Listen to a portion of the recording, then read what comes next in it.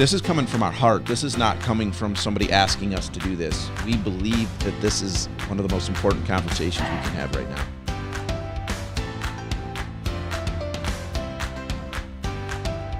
We want to invite you on a journey. Yeah, a absolutely. conversation. This isn't just for us.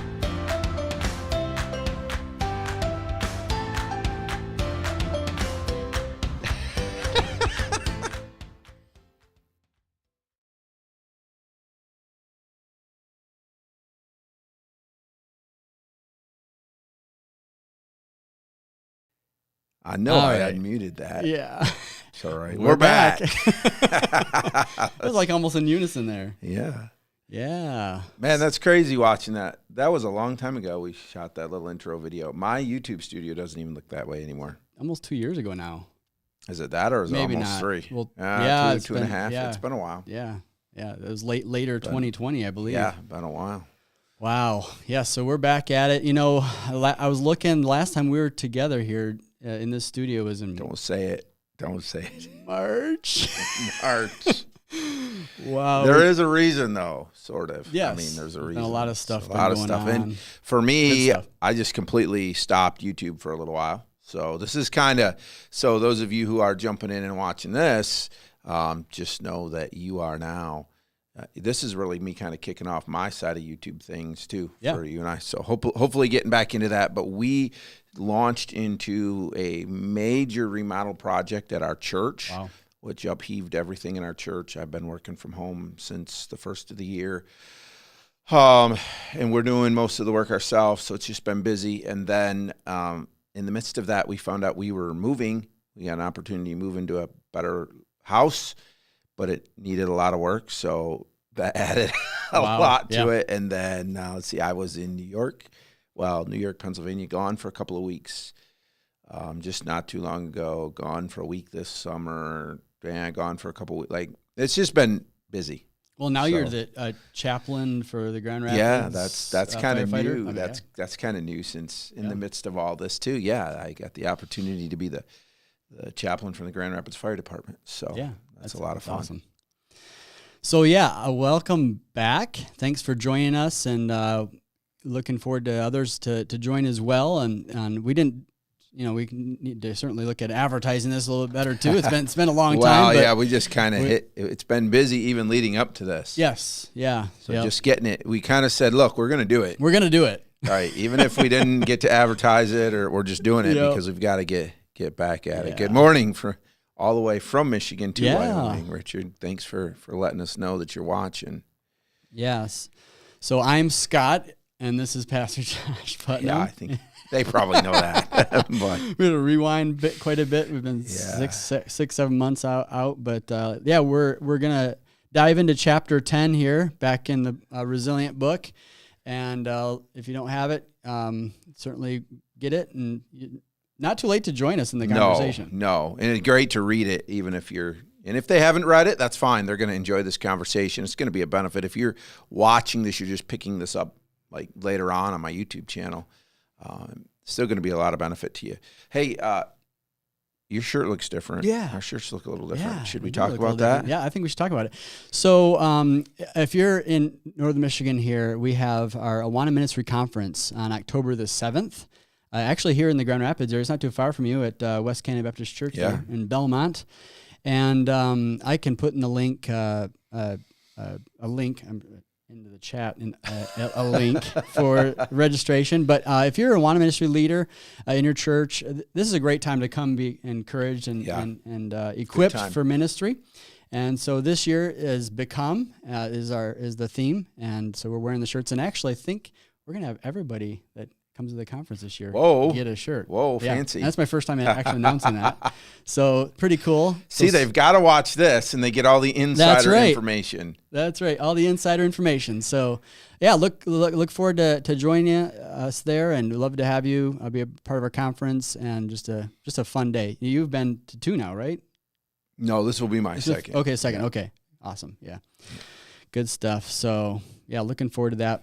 Please sign up. It's a growing list of people that are going to be a part of it. Got a great keynote speaker. Yeah, excited Jason about Dillahay that, Jason. If you don't know him, come get to know him. Yeah, for Good sure. guy. Really looking forward to listening to him Yep. share. So, hey, before we jump into this, let's give a little teaser. Yeah. All right. So, Yeah. we put out a challenge a while ago. When we redid the studio, we bought each other mugs. Right. Right. So, Yep. we would have mugs, and we put out a challenge that said, hey, if you want to buy us mugs, then let's just make that a thing. And so somebody did. Somebody took us up on it. And then we didn't have live streams. I know, for So- like forever. So someone who watches regularly, who I happen to know, by the way, unfortunately had to run out just as we started. So we're going to wait. So you stick around, and we will unveil these gifts that were purchased for unveiling. us. Yeah. So I guess we'll just drink out of our plain old water bottles. Yeah, the water today. bottles for now. So- Yep. That's good. All right, so we kind of did an overview last time, way back the last time we did this, an overview, again, of the Belong, Believe, Become, as we've worked through this book. They're getting to the end, and they're really kind of wrapping it up, right? They're let's put an end cap on this, which doesn't mean we're wrapping it up, but it just means that that's where we are in the book. Yeah, certainly. What this we get in chapter 10 really begins to apply some of the stuff that is how do you make this practical Right. in your church Right. ministry? You know, the book is asking a question: are we adequately preparing the future leaders of the church? Are we adequately Right. preparing today the future leaders of the church? And it talks about 2050 and what is that Yes. culture going to look Right. like, and what do we need to do today to prepare those kids for that, to live in that culture, to live for Christ in that culture, to love that culture, Yeah. but also to stand for God's word and stand in that culture amidst a culture that's going to be largely against them, right? Exactly. So this chapter starts to dive into, okay, well, what are some of the components that we need to really instill into our church Right. culture to produce a resilient disciple? And that's where we get Belong, Believe, Become. And Belong, Believe, Become really came from that, looking at the 25% of the kids that stay in the church after the youth group years. Right. Right. The remnant, they The call remnant. them. Yep. Yeah. Barna says, 70, it's actually growing. The number of the percentage of kids that leave the church after their teen years Which is a massive number. It's a massive number. Yeah. It's rather daunting. So what Awana and Barna began to do is look at, okay, what about the 25% that are staying? What's true of them? Right. And that's really where we get Belong, Believe, Become. Yeah. And so Good. so today we're going to dive right into Belong. Yeah. So the idea, guys, is this. And again, it's been a little while, so we just want to remind you really what prompted us to have this conversation, because maybe you're saying, why can't I just read this book at home? And Right. that's good enough. And part of it is because Scott said we're going to jump into these practical things, but they're not. They're practical in that it's kind of a framework. So the idea is we want to have a conversation, help people really dig in and figure out how do we take this framework and put meat on it, right? Yeah, it's really a philosophy. Right. They didn't mean to, because every church is different. They intentionally give a A, B, C, say, D. here's exactly how this should look, because every church is different. So we want you guys to help us in this conversation. And please, we say it every time, comment, Yes. let us know if you're watching this afterwards, leave a comment, join the Facebook page and leave comments there. We really want you to jump on there even throughout, in between our streams, and say, hey, here's something we're doing and we're seeing it working, or here's a struggle we're having. How can we work through this? And that's a huge part of what we're doing here. It's Yes. it's not just us. No, we want keep you saying to be this. a part of that. You be a part of Yeah. this. So engage with us, ask those questions, or I see it this way. And we would love to, we say your name and we bring you into the conversation. Right, So right. we wanna And be- don't let that scare you. and don't let, yeah, no. So belong. Yeah, belong, right? So part of the 3 B's, right? Belong, believe, become. Belong is really that first stage that really is being that welcoming church. That belonging church is saying, you belong here. You belong here. And building a culture of belonging where you have your loving, caring adults. Mm-hmm. How I envision a belonging church is that church where the kid, in the parking lot is greeted by somebody. Hey, we're so glad that you're here, Johnny. Right. And at the door. And then their Awana leader or their kid ministry leader is there to say, hey, it's so great to see you. How was your week?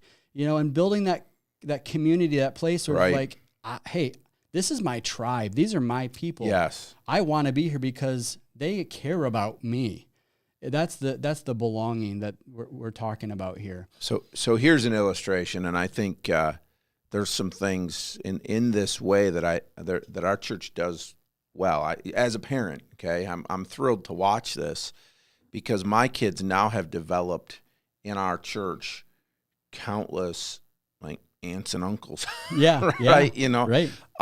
We've even kind of joked like we just shouldn't probably buy them Christmas gifts or birthday gifts because so many people just in church, like they pour into them, and even just birthday gifts or Christmas gifts makes them feel special. They are often as excited to see adults in the church as they are to see their friends their age, because these people have even just, from a little kid, from a baby, they have invested in my kids, and not just my kids, right? The kids of the church. And it's super exciting to see that because they want to be in church. They want to be with those people. Yeah. And I think today's different in that, when Awana started, some 70 years ago, it was a different world, right? Right. I think the majority of kids came to Awana in some level and were attracted to the game time, right? Or the activity time, or that social aspect of having fun. And it was kind of, there wasn't a lot of other sporting events and different things, right? Right. So now there's a lot of, things pulling the kids in that way. But I think what's unique about Awana today is this aspect of belonging, is the idea that I think what attracts kids today is somebody caring about them. It's that leader that invests in their life, that, hey, we've been praying for, we've been praying for your grandmother who's sick. Mm-hmm. These kids don't get that. Even at home at some level, right? So the attractive thing for them is this belonging piece. They will come back if they are feeling loved or cared about, or and having a place where they feel welcome and safe, right? Safe in today's culture is a big deal. And so that whole family, right? The family of God concept that we have is a part of this belonging. We're called to. And it's so important in the life of a child. So here's what I'm thinking as I'm listening to you, Scott, and I'm thinking about our people that are listening, that'll watch this later. Maybe they're thinking this, okay, that's a great idea. Where do these loving, caring adults come from? Yeah. I think they can come from different people. Obviously, it's the people in your church. It's the body of Christ, right? Mm-hmm. And that isn't mean it's a certain age demographic. It's everybody, right? I truly believe a teenager could be that loving, caring adult in the life of a child. I believe a grandma, could be a loving, caring adult. I believe a parent, could be a loving, caring adult. And I think for myself as a parent myself, if I had somebody else involved in my kid's life, exactly, I champion that, right? I welcome that. So in our situation, my kids' friends' parents, they often will pour into my kids as well. Like I think you said it. It can be anybody. It can be if you're a grandparent and you're just like, man, I don't really. It's tough for me to even do Awana, or like here we have to get up to the classrooms. There's steps, and I hear some of our people say, I would love to help in Awana. I can't climb the steps anymore. But what you can do is you can build that relationship, and you can be that loving, caring adult, and you can care for those kids. Be another Grammy or grandpa to them, or whatever it might be. And this goes beyond to just the walls of the church. Exactly. Right. Yes. I think that's the important thing to consider is praying for these kids, is giving them a call, send them a note, a birthday, go to their sporting events. Oh my goodness, right? Right. My Awana leader's here. Yes.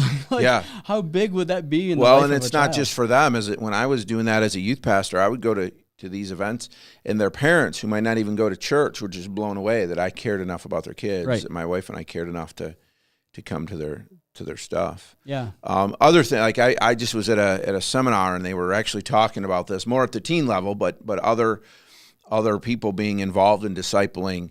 And the pastor said, like in his house, this family that kind of adopted his kids, it was very intentional. Yep. And there would be times as the kids were teenagers that he said there'd be a knock on the door, and it was this fella, and he said, we're just sitting at home. Lord seemed to impress upon my heart that your boys need some pizza. And they'd literally just drop off pizza, and he'd say, hey, I know they're busy.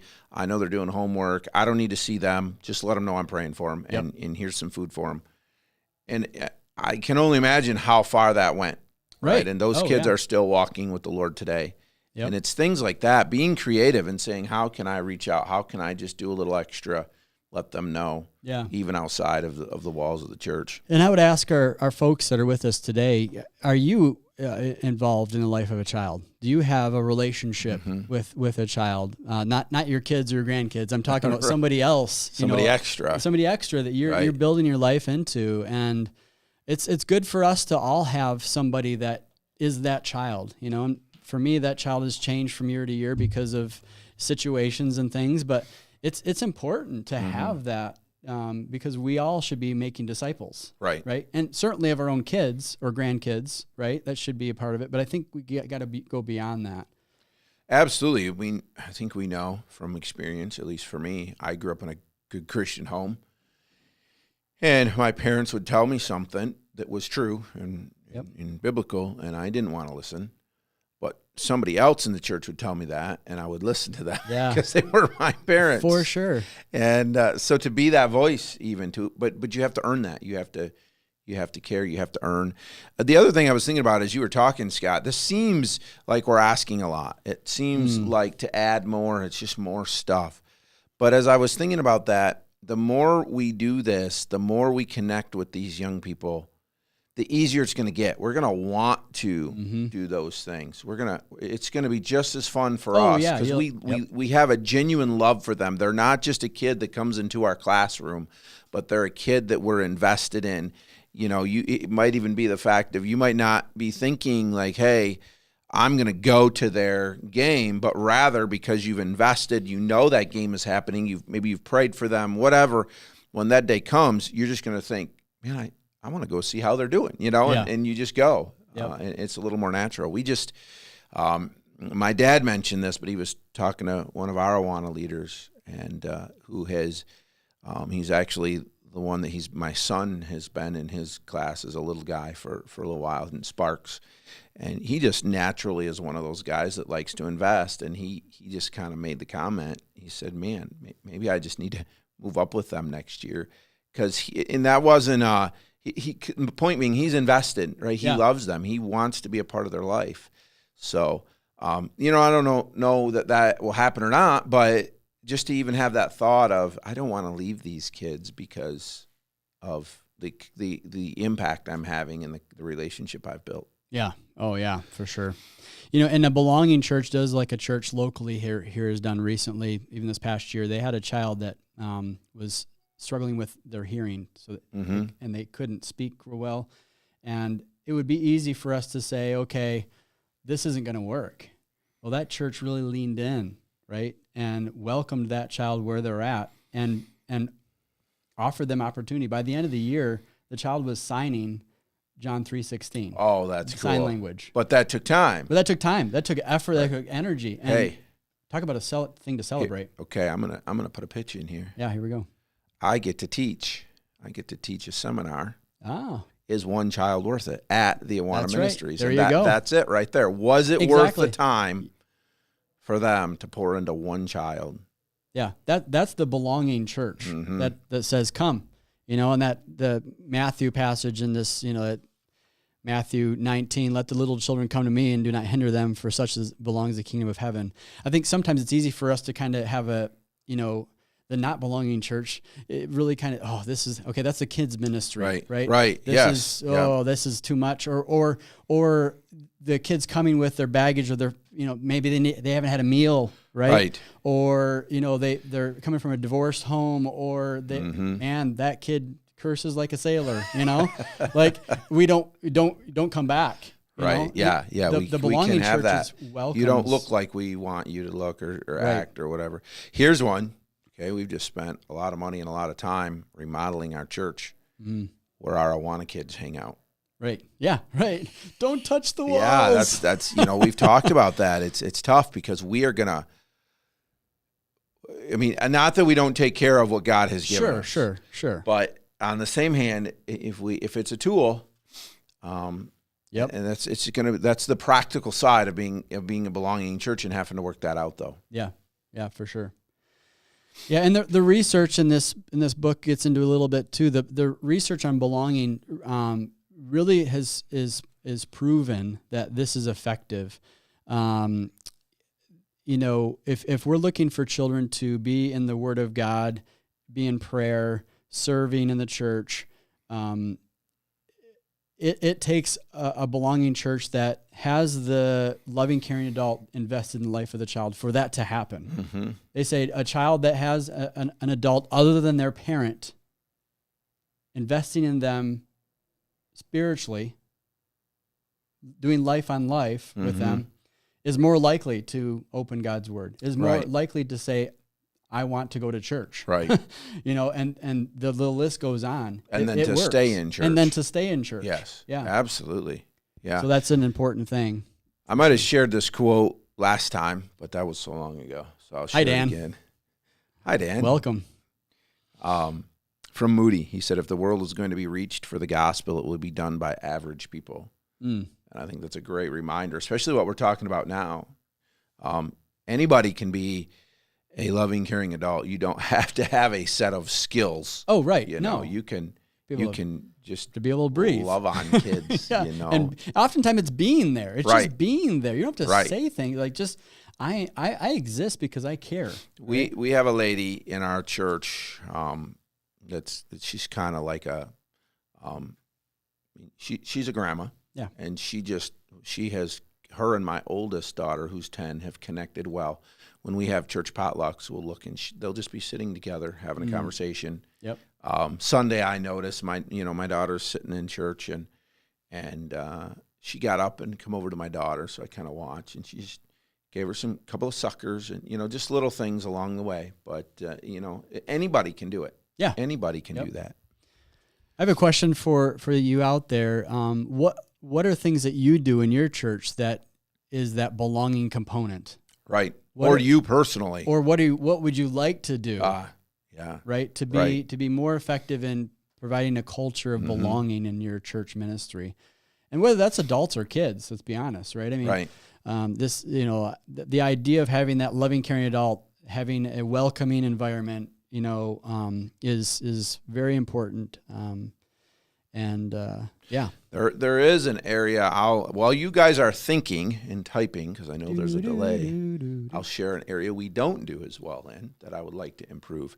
And that is getting not so much our teens, but our littler ones involved in serving corporately, right? Thinking through, like, there's really probably no reason they couldn't take an offering every once in a while on Sunday morning, or just some things so that they can contribute. My 7-year-old loved this project because he could come on Saturdays with me and help. Yeah. And he felt like he's contributing to his church. So what can we do on a regular basis? We're not very good at that corporately, because you kind of just you slide into what you know or what's kind of comfortable and do it instead of thinking about a bigger picture. And that might take some more work, right? You're going to have to do some training. Right. You're gonna have to have that's probably why we don't do it. Honestly, much. Right? I mean, let's be honest. That okay, it's easier. Can I get these 4 guys to go do the offering pray? Go. Right. Now with a kid, you're gonna have to explain, right? You're gonna this is how you do this, right? And that takes time. That's a good thought for sure. Because we want our kids to say, this is my church. I have a place. I'm involved. I serve in my church, Right. And that will translate into adulthood. Yes. And that's what we're talking about here. The things that we do now in their lives, and the investments we have in their life today, will that translate into adulthood? Because they're going to model what they've known. Sure. So if we're pouring into them, what are they going to do? Right. They're just going to pour into somebody else. It's not just that you're changing one life, but you are probably beginning to change some generations. Yeah. There's a good one, Cheryl. Yeah, Cheryl's got a good, just super practical. Yep. Where did my mom? the mouse is gone. There we go. Yeah, come early to there. church to spend Just extra spend time right. with the kids. Yeah. Because what is one of our problems? We don't get there early, so we're like rushing around. in, and not only that, we're rushing out. Right. Like, the foyer can be a great place to build that belonging. Well, maybe that's another one. This one gets me. Thanks, Cheryl. This one gets me as a pastor. Okay. So there's days, like we have days where even as a pastor, I have something and I'm like, all right, I got to get out of here right after church.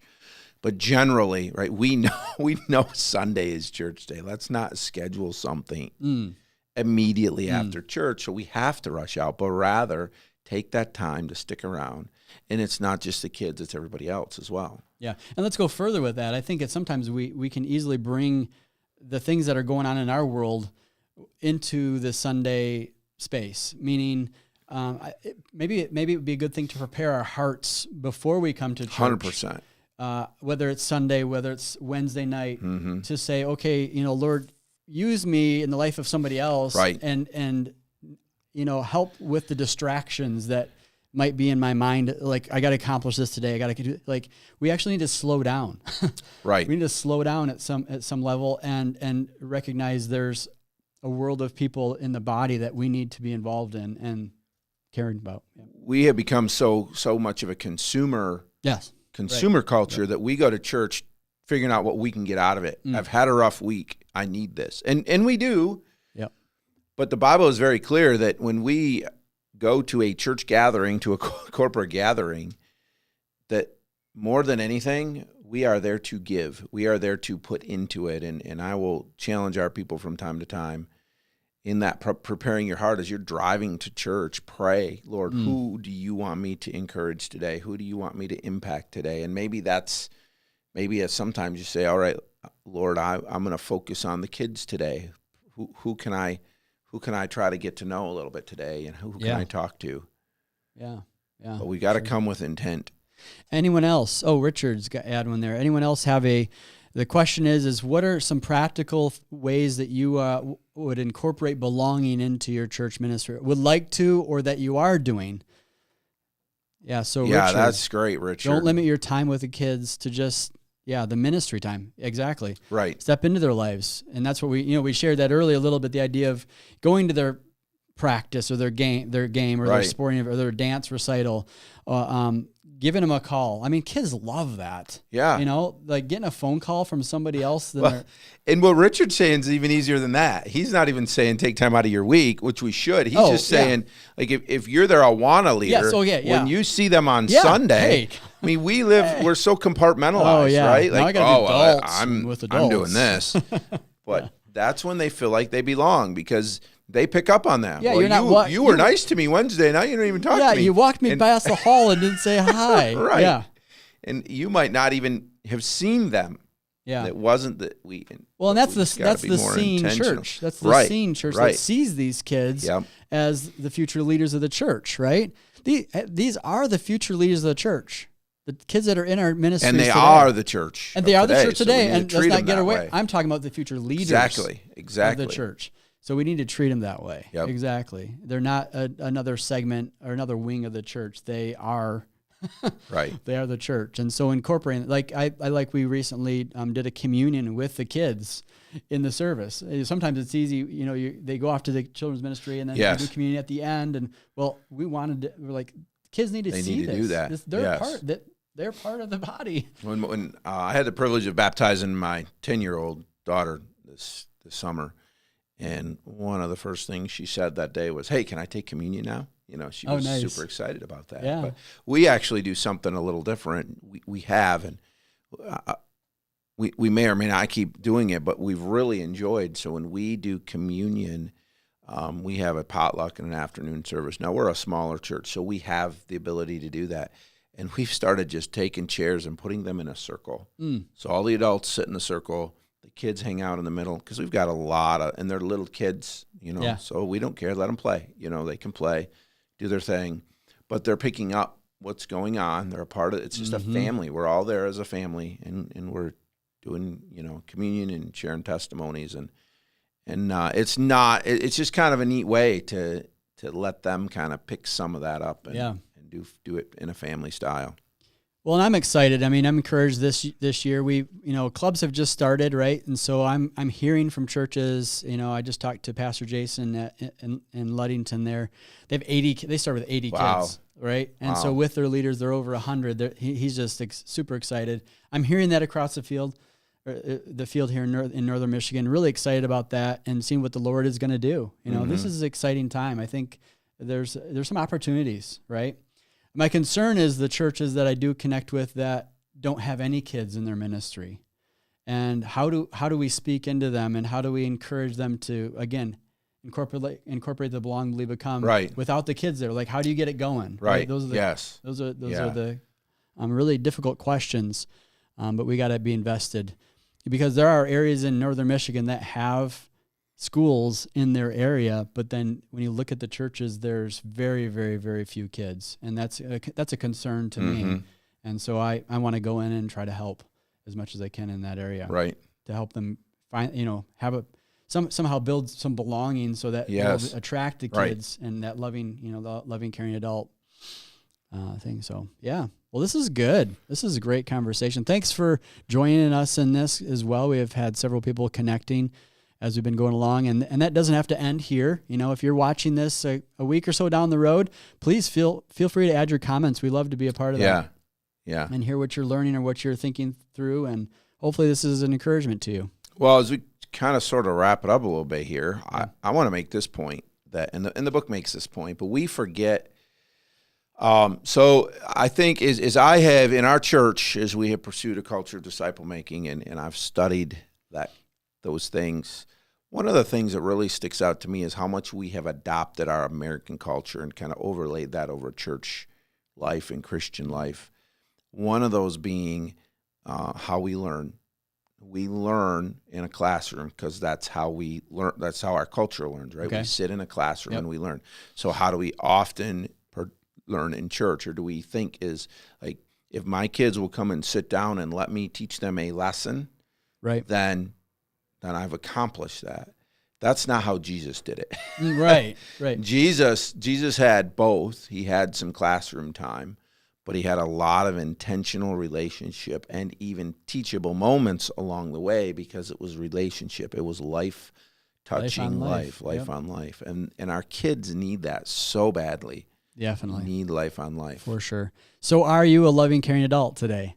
And are you promoting belonging in your church? Are there things you're doing to welcome the kids and inviting them to receive Christ and to see Christ lived out in your life? And would encourage you with that. Well, this has been good. Trying to see if our gifter is back. Yeah. I just text him. Yeah, we're super excited about opening these. We might have to open them without him, and I hate to do that. Well, he could see it later, He too. can see it later. But I just told him, I said, hey, you might want to give a little context as to... Yeah, this is... Oh, that's true. He might be able to give us some context of, Well, so here's the thing, though. He just read. Let's see if he'll answer. Yep. Yeah, he's not back. So we'll open them. Okay. Shall we punt till next time? I don't care. Let's punt till next time. Okay. Let's punt. Until next time. Well, let's do this. Let's do this, because I really, I want to open them. I can't wait. Let's open them. Okay, let's open them. He'll watch it, and then next time we'll have him give a little context. Okay, yeah. I know I have some understanding, you have an idea. but that's a good thing. I'll let him give me. All right, some let's more. Open these things All right. up here. Oh boy. You got a little harder one to open. Yeah, I guess so. All right, so I think here says the same thing. Don't be scared. Be prepared. Okay, so if you could see that, well, there you go. Don't be scared. Be prepared. Okay, so here's the context, because he kind of filled me in a little bit. Rich, you guys have seen him on here, and he loves storm chasing and all of that kind of thing. So there's somebody that he knows is a storm. He watches on YouTube. I think he bought these from him.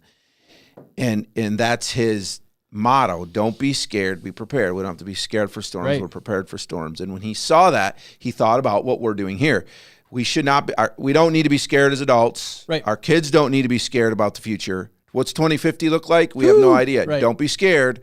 be prepared. Yeah. And that's what we're doing here. And we're be trying, intentional, right? Yeah. Yeah. We're intentionally preparing them so they don't have to be scared. And we're just here to bring this conversation up. Right. To get it going. you Right. know? So I thought those were great. I thought that awesome. was cool how he so we got some new mugs if anybody else finds any. So we'll use these next week and next time, not next week. next month. And we will hopefully he'll be here. He'll be able to comment and we'll say, "Hey, did I get the story right?" Yeah, for sure. Yeah.